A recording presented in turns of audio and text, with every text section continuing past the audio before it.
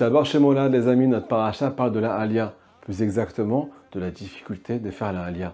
C'est normal d'avoir mal au ventre, c'est normal d'avoir des questions, c'est marqué dans la paracha. Les explorateurs ont prié et pleuré pour ne pas venir en Terre Sainte. Hachem Yirachem, pas venir en Terre Sainte. On t'a promis que c'est la terre où ruisselle le lait et le miel. C'est la terre de la Simra, c'est la terre de la Emouna, c'est la terre de la joie, c'est la terre de tout. Pourquoi tu pleures pour ne pas y rentrer? Mais comme vous le savez tous, Moshe Rabbeinu, lui, au contraire, il a beaucoup pleuré, mais pour y rentrer en Terre Sainte. Les amis, j'ai une question de folie à vous poser. Juste avant tout, ce cours est dédié à Léon Nishmat, Shmuel, Claude, Ben, Chaya, Esther, Yvonne. Que Akadosh Baruch Hu élève cette âme le plus possible, le plus haut possible, Mittachal Kisa Kavod. Amen, Kani Ratzon. Les amis, comment ça se fait que Moshe Rabbeinu, qui est le plus grand prophète de l'histoire, qui nous a transmis toute la Torah, grâce à lui, on peut étudier aujourd'hui, grâce à lui, on connaît Hachem, il s'appelle Isha Elohim en plus. Ish, ça veut dire humain, Elohim, ça veut dire divin. Il est moitié homme, moitié divin. Et son seul désir, avant de partir de ce monde, c'est de rentrer en terre d'Israël. Qu'est-ce qui se passe, les amis? Qu'est-ce qu'on peut gagner ici? Je tabarre chez moi la Had. Rabbi Nachman nous répond, les amis. Selon la Kabbale, qu'est-ce qui se passe en terre d'Israël? Qu'est-ce qu'on peut gagner si on fait l'effort de venir ici? Et si on ne pleure pas pour venir ici, mais on vient se lancer dans la Emouna? Qu'est-ce qu'on va gagner grâce à notre pays? Notre pays. C'est parti. Il y a marqué dans l'Écoute Moran que l'État d'Israël est une ségoula. Écoutez bien. Premièrement, contre la colère. Deuxièmement, contre la tristesse. Est-ce que tu connais quelqu'un dans ce monde qui aime déprimer, qui aime pleurer, qui aime rester bloqué au lit? Hachem, je ne sens plus ma vie elle n'est plus entre mes mains. Et à cause de ça, j'ai les nerfs. Je suis impatient, je suis irritable. Et plus je m'énerve, plus je brise, plus je casse. Et plus je casse, plus je brise, plus je suis triste. Qui c'est qui veut rester dans un état pareil, les amis? Me dit Rabbi Nachman de Breslev, celui qui vient habiter ici, il va avoir de la siyata d'Ishmaya, de l'aide du ciel, pour sortir de toute sa tristesse. Et on va expliquer, c'est très profond et c'est aussi très logique. Deuxièmement, les amis, au cas où vous ne le savez pas, il y a des gens qui n'ont pas confiance en eux, qui n'ont pas confiance que Akadosh Baruch Hu est auprès d'eux.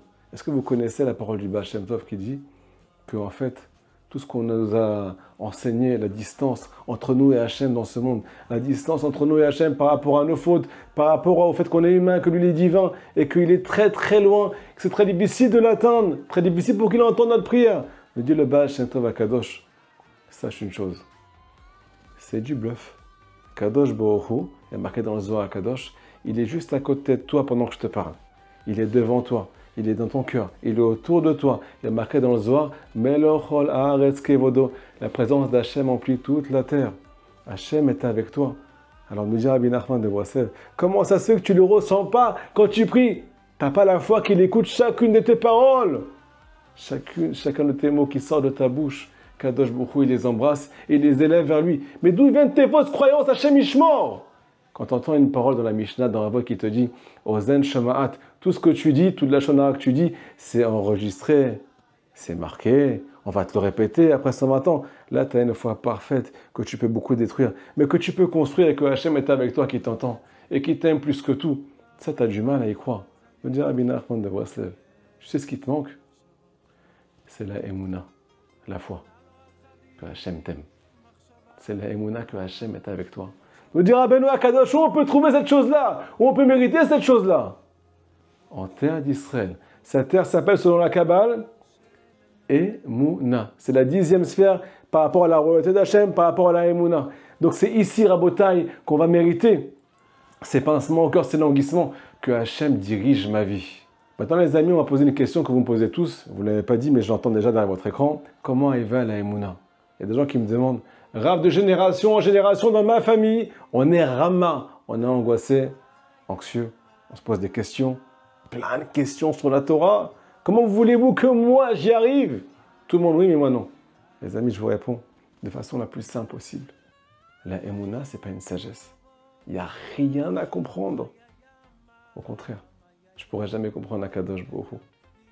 Mais une chose, je peux comprendre, c'est qu'il veut mon bien. Une chose, je peux comprendre, c'est qu'il dirige ma vie. Je dois aspirer. La Emouna, c'est un état d'esprit, les amis.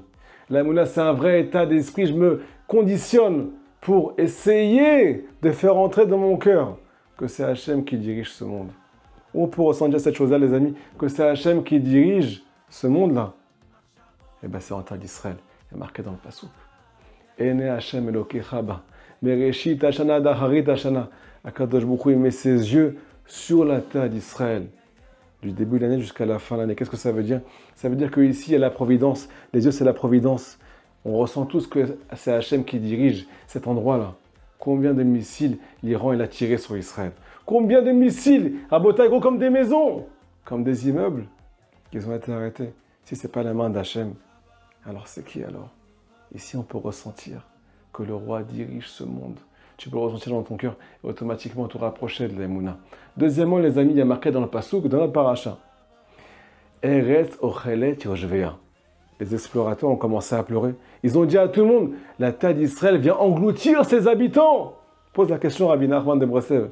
Comment on peut marquer une chose pareille dans la Torah? Que la terre d'Israël engloutit ses habitants. Si ce n'est pas la vérité, Hachem ne l'aurait pas marqué. De là répond Rabbi Nachman. Quelque chose qui peut vous rassurer, les amis. Celui qui vient ici se fait bouffer par la terre. Se fait bouffer, se fait manger par la Emouna. Devient une partie de la Emouna. Quand tu mets un aliment dans ta bouche, qu'est-ce qui se passe? Des fois, il se transforme en une partie de ton cerveau. Des fois, il se transforme en sang, en oxygène, ainsi de suite. Pourquoi, les amis? Parce que tu l'as consommé. Celui qui vient ici, me dit Rabbi Nachman de Breslev, se fait consommer par la terre d'Israël. S'il veut atteindre vraiment cette sainteté-là, donc automatiquement, ça dépend plus de toi. Viens ici de façon sincère et je te promets que tout va changer dans ta vie. Est-ce que vous vous rappelez, début du cours, on a parlé de la colère. Comment annihiler la colère? Pas que la tristesse, aussi la colère. Donc, vous ne le savez pas, les amis. La colère qu'on a à l'intérieur de nous, ce qui nous fait craquer complètement, c'est à cause de quoi? C'est à cause de nos croyances sur nous, sur notre avenir. Ces croyances mystiques et négatives. Sur notre avenir, sur nous-mêmes, sur ce qui va nous arriver de négatif. On ne voit pas le bien. On n'arrive pas à s'imaginer dans le bien. S'imaginer changer. S'imaginer proche d'Akadosh Baruch Hu. S'imaginer proche de la vérité des tzadikim. Qu'est-ce qui se passe? Cette mauvaise croyance t'amène une colère pas possible. Mais comme on l'a dit au début du cours, la terre d'Israël a le pouvoir de déraciner les mauvaises croyances et de rentrer une émouna qui est positive. Une croyance qui construit le cœur d'Israël. Une croyance qui va, B'at Hashem, renforcer ton cœur. De là, on peut répondre, les amis, à la première question qu'on a posée.